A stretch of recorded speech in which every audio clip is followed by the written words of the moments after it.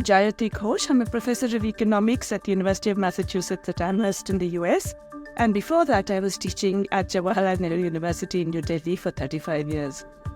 This conference on African debt and the role of the international financial architecture in perpetuating it is critically important, not only because Africa is home to some of the most debt crisis-ridden countries in the world, but because what is going to happen in Africa is going to actually determine the course of the world economy as well over the next few years. And I think this is a conference that should be of interest to everyone, not just those who are interested in issues of finance, issues of debt, but anyone who is interested in development, in human progress, and in what is going to happen to one of the most populous regions of the world in the next decade.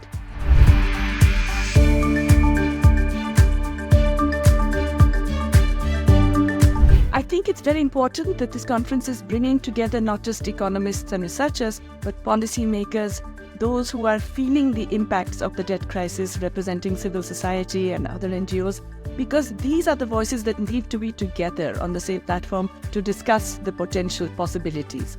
And unfortunately, too much discussion on debt takes place behind closed doors and its supposedly technical surroundings that do not bring in the voices of those who are affected and do not provide the alternatives that are still available.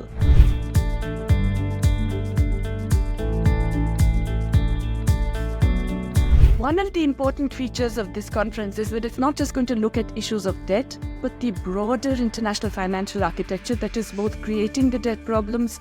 and not enabling any resolution of them. We have seen these cycles of debt emerge because there are systemic and structural reasons why developing countries develop deficits. We have seen that the opening up of capital markets has caused these surges of capital flow into frontier and emerging markets, followed by dramatic departures, which then cause the crises. And often this has nothing to do with the policies of the debtor countries. It's really driven by the policies of advanced economies, especially the monetary and fiscal policies. So what we want to do is to look at the changes in the international financial architecture that are absolutely necessary to ensure that this kind of debt crisis doesn't keep recurring globally. And this includes changes in the international taxation agreements, which are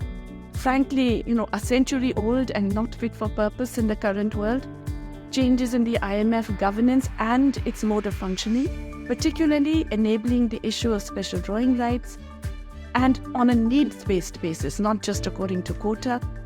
on changes in the ways in which liquidity assistance is delivered to countries so that it doesn't involve austerity and other kind of very adverse conditionalities, and a whole range of other changes that would prevent financial speculation,